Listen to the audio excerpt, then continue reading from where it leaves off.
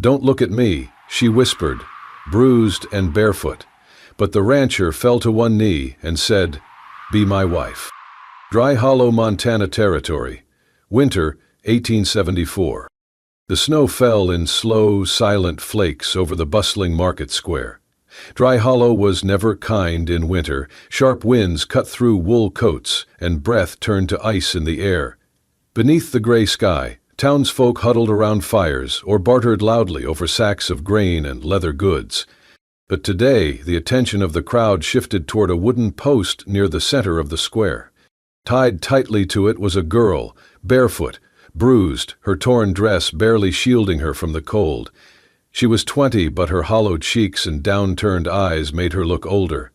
A large, jagged burn scar marred the left side of her face, pulling the skin tight from her jaw to her cheekbone. Her hands, bound behind her, were red and raw from rope and frost. Her father stood beside her, puffed up with drink and bitterness, shouting above the wind. "Who'll take her?" he called, voice slurred with contempt. "A fine wife, strong and silent. She don't talk back, and she don't cost much. Hell, I'll take the best offer right now." The crowd laughed, some in disbelief, others in cruel delight. "What's wrong with her face?" someone called out. "Burned it years ago," the father spat. "Set the whole damn kitchen on fire. Killed her sister too, the pretty one. This one's just a useless, scarred thing now."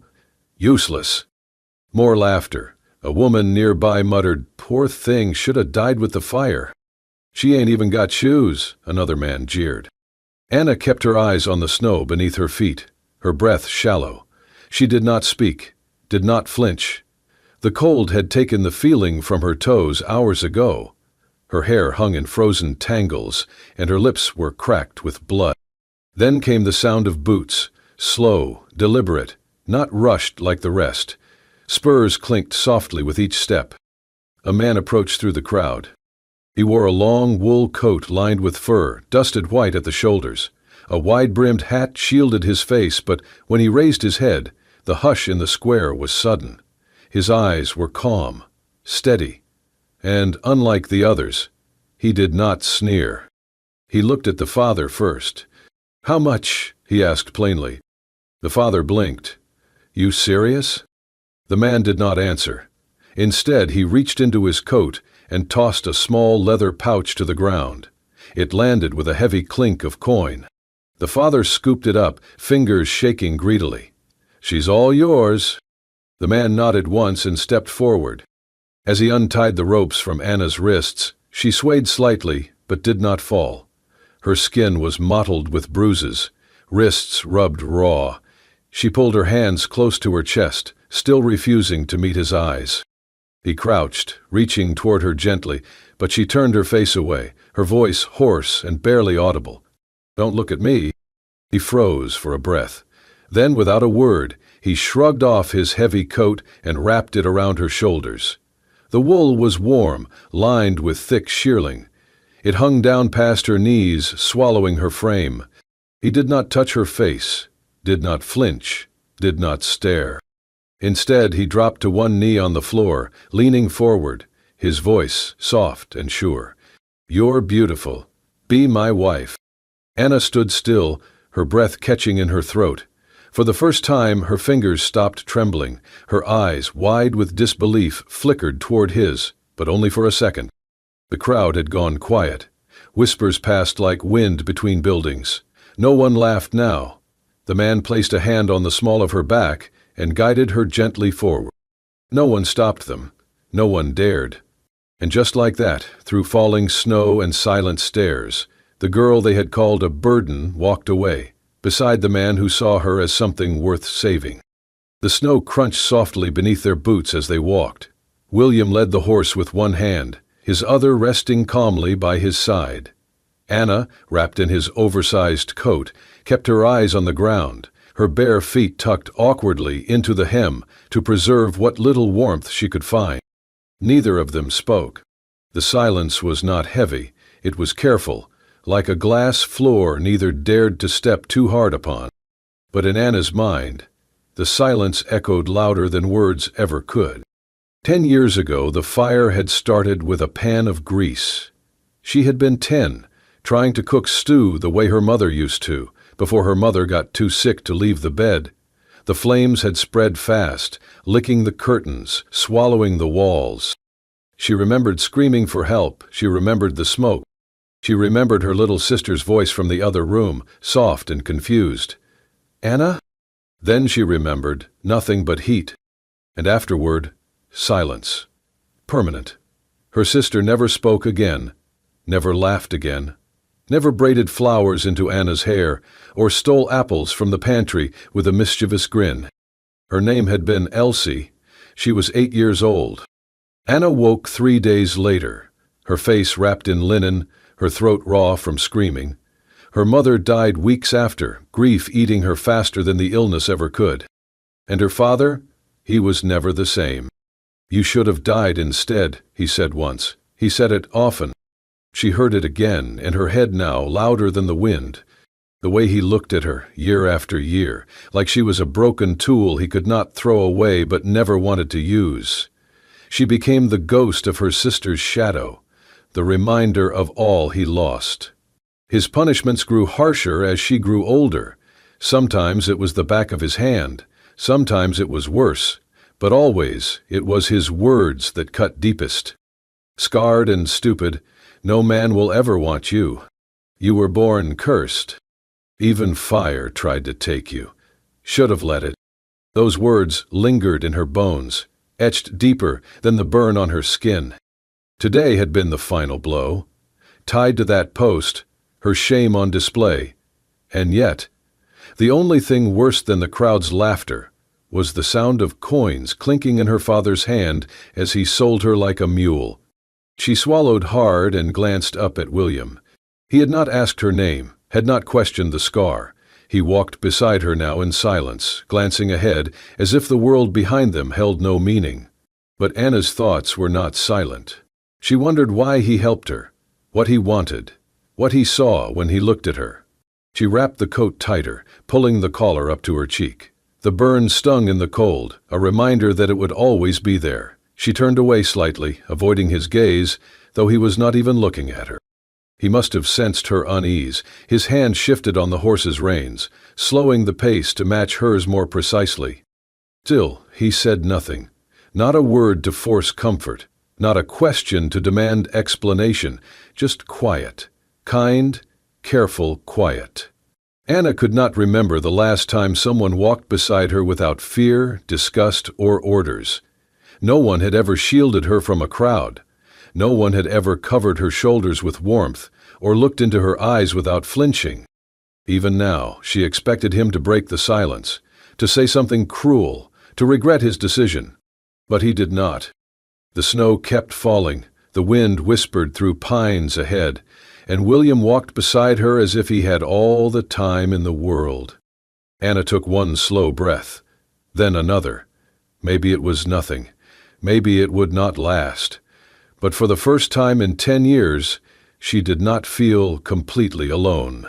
The sun had long dipped behind the snow-capped hills by the time they reached the edge of William's land. The wind had quieted to a low hush, and smoke drifted gently from the chimney of a small wooden cabin tucked between the trees. A simple place.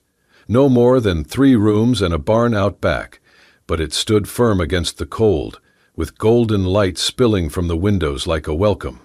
Anna hesitated at the door, her body half turned as if ready to flee. William opened the door ahead of her and stepped aside without a word. He did not urge her forward, only waited. After a moment, she crossed the threshold. Warmth hit her like a wave. The scent of burning cedar filled the space. A small fire crackled in the hearth, and thick woolen blankets were folded neatly on the edge of a sturdy wooden bench. On the table, a bowl of stew steamed beside a tin cup of water. She stood in the center of the room, still wrapped in his coat, afraid to move as if one step might break whatever spell had brought her here. William knelt by the fire, placing a kettle over the flames. Then he stood and disappeared into a side room, returning moments later with a basin, a towel, and a worn but clean bar of soap. He set them down gently by the fire, then met her eyes. "It is warm," he said simply, "for your feet." Anna looked down at her bruised, numb toes, still blue from the cold. She had not even realized how badly they hurt until now. He turned away again, giving her space. She watched as he moved around the small cabin, lighting a second oil lamp and stoking the fire without looking at her. He did everything with quiet efficiency, as though he had done it all 1,000 times. But never once did she feel like an intruder. Still, the tightness in her chest would not ease. Her fingers dug into the fabric of the coat, and after a long pause, she found her voice. "Are you doing this because you pity me?" Her words hung in the air, thin and sharp. William looked up from where he stood by the fire. His expression did not change. "No," he said. "I am doing this because you deserve to be treated like a person." And a blink. The simplicity of it cut deeper than any elaborate kindness. No one had said anything like that to her, not since her mother died. Not in 10 years of being spoken to like a curse, a mistake, a burden. She tried to speak again, but her throat tightened. Her knees gave out before she realized she was falling.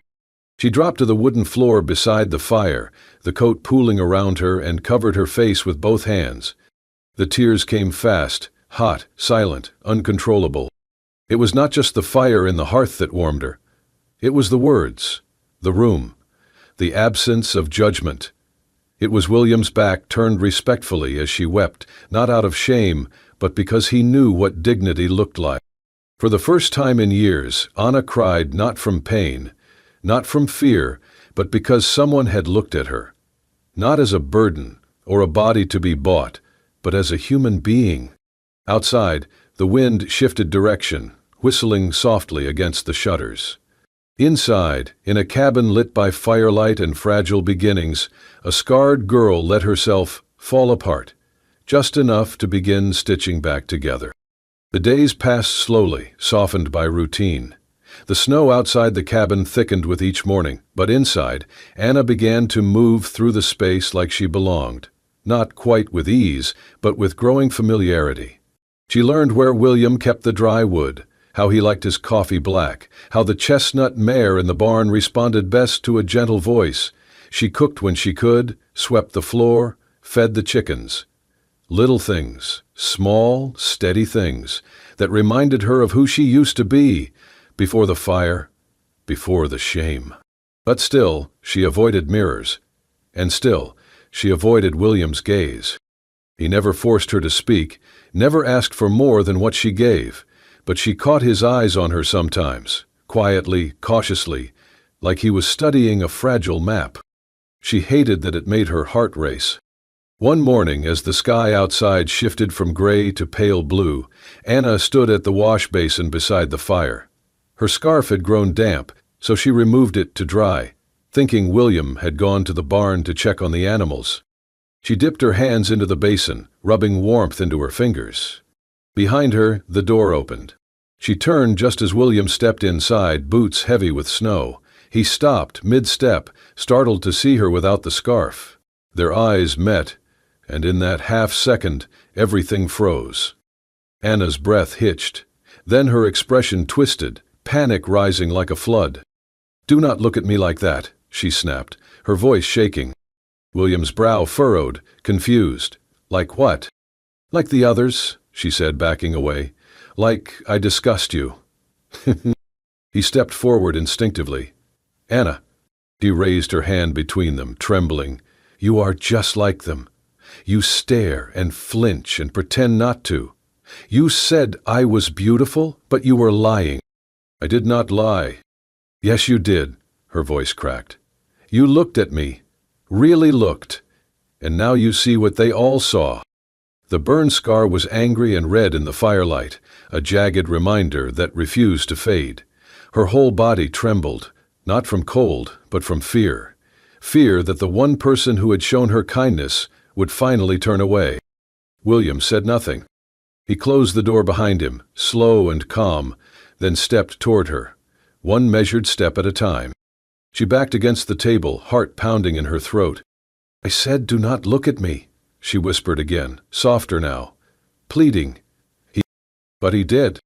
He stopped just in front of her, eyes locked on hers, not on the scar, not on the pain.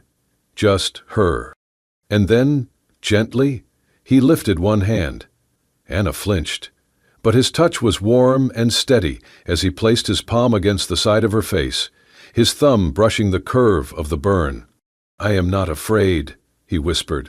His voice held no pity, no revulsion, only quiet certainty. "This scar does not make you ugly. It proves you survived." Tears filled her eyes before she could stop them.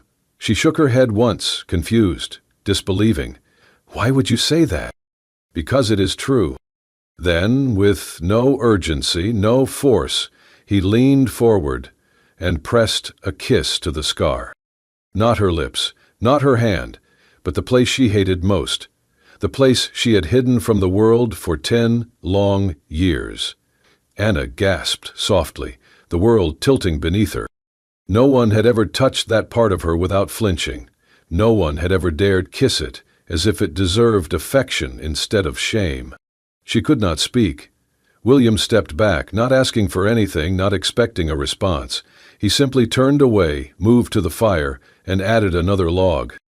Behind him, Anna touched her cheek.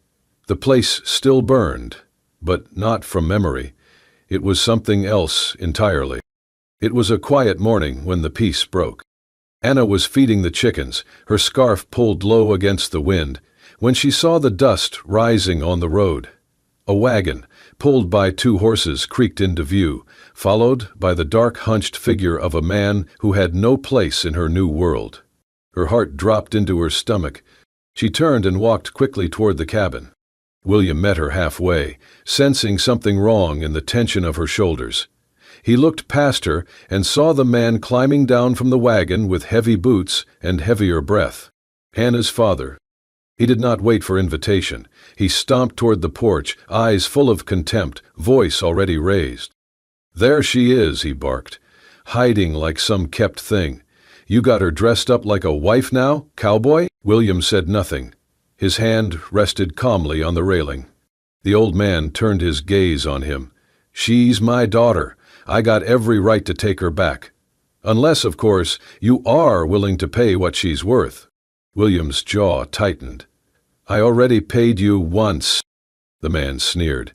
"That was before I knew she would be living in a warm cabin with hot meals, before I knew she'd be some man's little prize. She ain't free, you know. You want to keep her, you pay more." William was silent for a long moment. He looked at Anna. Her eyes were wide, terrified, not of being hurt, but of being traded again.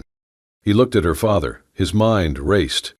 If I give him what he wants, maybe he leaves for good. Maybe she finally gets to be free. Without a word, William turned and stepped inside. Anna stared after him, trembling. When he returned, he held a small leather pouch in his hand. Money he had saved for tools, for spring seed, for repairing the roof. He held it like it burned. Before he could speak, her father snorted. "You are a damn fool," the man spat. "Buying a scarred-up girl like her? Hell, you'd get more value from a lame horse." Then he leaned forward and hissed the words that split the cold air in half. "You take her in like that, cowboy, and you might as well be dragging trash into your home." The silence that followed was colder than the wind. Anna gasped. Her hands covered her mouth. William's expression changed. Calm, replaced by fire, his eyes dark as storm clouds. He stepped forward, slow and deliberate, until he stood face to face with the man. Then he said, clear, firm, and without a tremor, "She is not trash." He tossed the leather pouch to the ground, coins scattering across the snow. "She is the woman I chose, and no one, calls her anything less than what she is." The man blinked. William stepped closer. "You can take your insults and get off my land, and if you ever come back, it will not be a conversation next time." The crowd had started to gather at the edge of the yard, neighbors, townsfolk, passers-by drawn by the noise.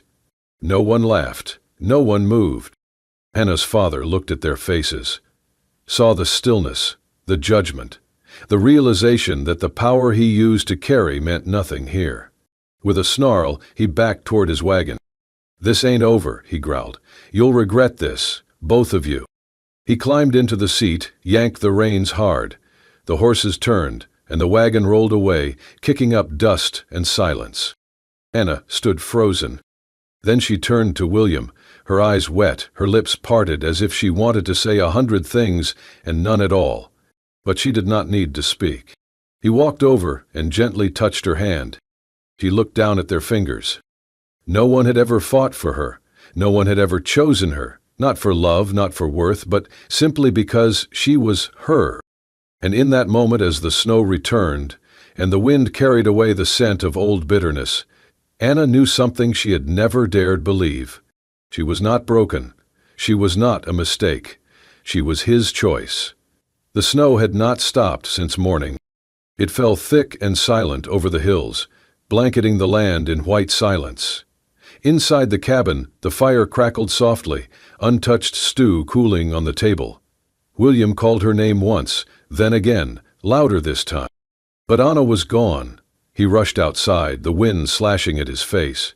Her tracks were faint but there, leading down the path toward the river. Barely visible in the thickening snow, but enough.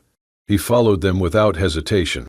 Anna walked with her arms wrapped tightly around herself, every step heavy, as if the weight in her chest had finally reached her legs. She did not know where she was going, only that she could not stay. She loved him, and that terrified her more than anything. He had stood up to her father. He had defended her in front of strangers. He had touched her scar like it was something sacred, but none of that could change the truth she carried like a stone inside her. She was damage, and damage did not deserve to be chosen. He deserves a clean life, a quiet one, not a girl with ghosts. So she kept walking until her knees buckled in the snow and she collapsed near the edge of the tree line, breath catching in her throat, tears freezing on her cheeks. She did not hear the footsteps until they were almost upon her. "Anna!" William's voice cut through the storm. She turned slightly, eyes wide, startled. "You should not have followed me." But he was already dropping to his knees beside her, breath coming hard, arms outstretched. He pulled her close, wrapping his coat around both of them, shielding her from the wind. "You think I could stay behind, not knowing where you were?" he said, voice shaking with cold and something deeper. "I thought," she whispered, "I thought I was a burden." His forehead pressed against hers, snow melting in his hair. "You are not a burden. I do not want to ruin your life."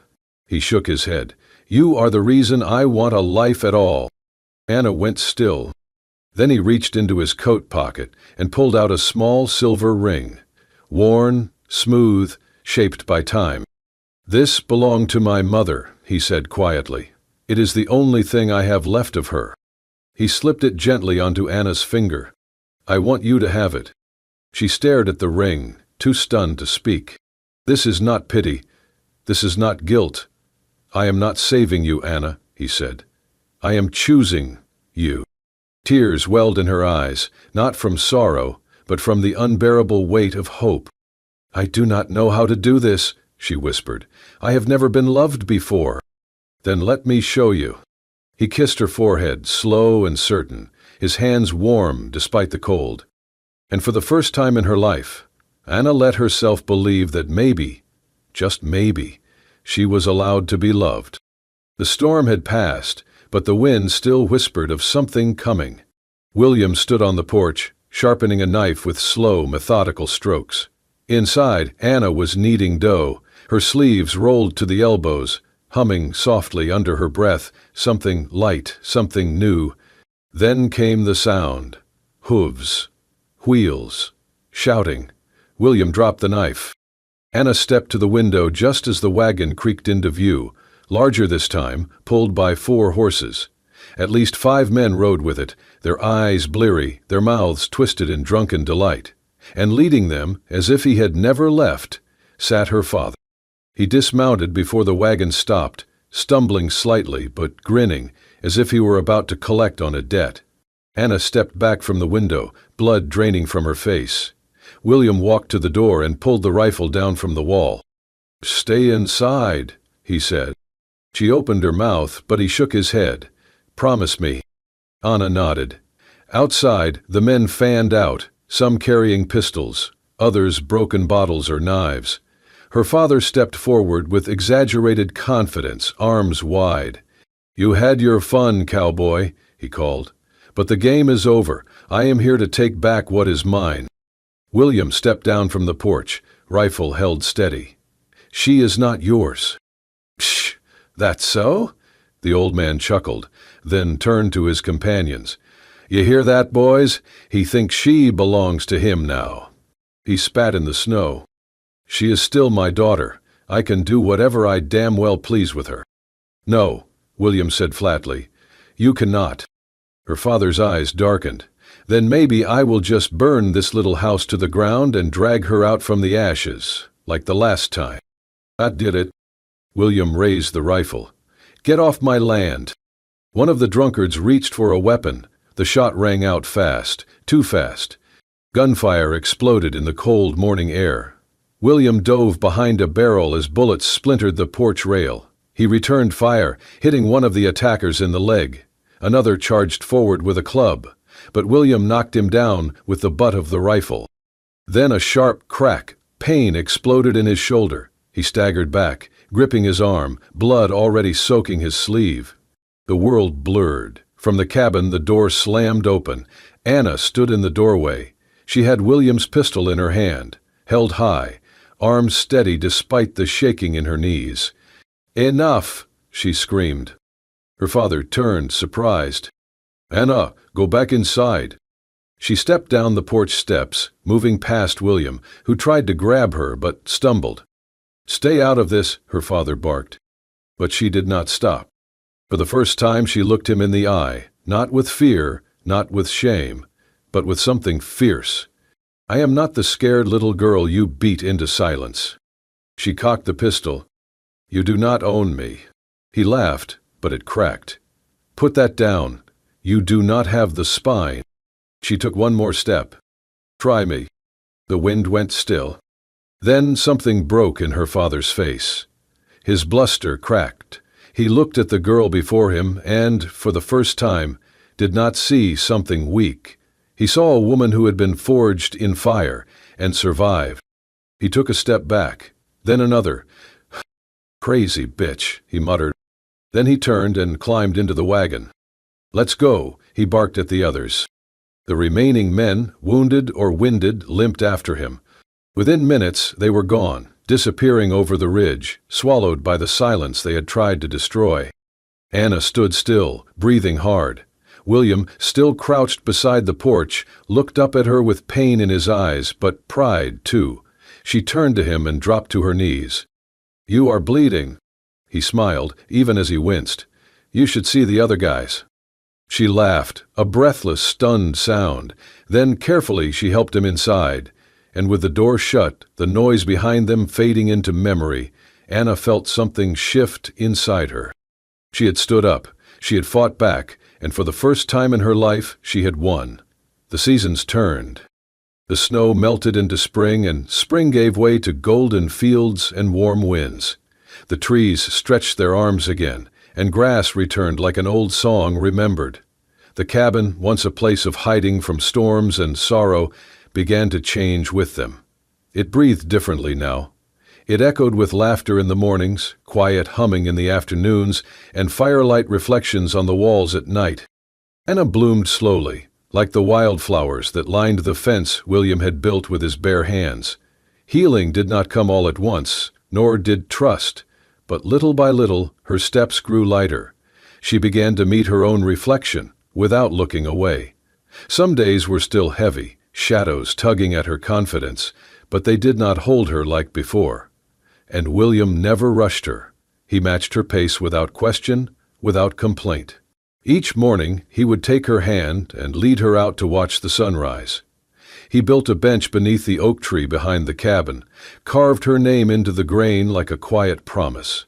He taught her how to shoot with calm hands, how to ride with the wind in her hair, how to let herself laugh without apology. Then one evening, her voice barely above a whisper, she told him, "I'm with child." He did not speak, he knelt. His forehead pressed gently to her belly, arms encircling her with a reverence that shook her to the core. From that night on, he placed his hand on her stomach every evening, whispering stories and promises into the growing life inside her. "You are going to be so loved," he would murmur. Anna would lie beside him, her hand resting over his, tears sometimes slipping from her lashes, not from fear, but from the unfamiliar weight of peace. When the day came, it came fast. Rain slammed the windows, thunder rolled across the sky. William moved with quiet urgency, boiling water, wrapping blankets, never leaving her side. He held her hand through the waves of pain, wiped her brow, and whispered, "You can do this. You already survived worse." Hours passed in aching blur, then silence, then the softest cry. William's hands trembled as he lifted their child, small, red, and breathing in the world, and held the baby against his chest. Anna watched, eyes flooded. When he turned to her, voice breaking, he said, "You are more beautiful now than the day I met you." He lowered his forehead to hers, their baby cradled between them. "You are my miracle." Anna laughed through tears that tasted of joy. Days later, with the baby asleep in the cradle William had carved, Anna stood before the mirror. The scar was still there. It always would be. But now it was not the first thing she saw. She saw strength. She saw love. She saw home. Behind her, in the mirror's reflection, stood a man who looked at her like she was made of light. She turned to him. "Thank you," she whispered, "for always seeing me the way you do." Then, resting her hand gently over his heart, she added, "For never looking away." In a world where scars are seen before souls, Anna and William chose to look deeper and love harder. Their story is not just about survival, it's about redemption, devotion, and how even the most broken heart can become a home. If this story touched you, let us know in the comments. What would you say to someone who's forgotten how worthy they are of love? And if you believe that love, real, raw, and healing, can bloom even in the harshest places, hit that like button, subscribe to Wild West Love Stories, and ring the bell so you never miss a tale from the heart of the frontier, because out here, where bullets missed but hearts didn't, love always finds its way home.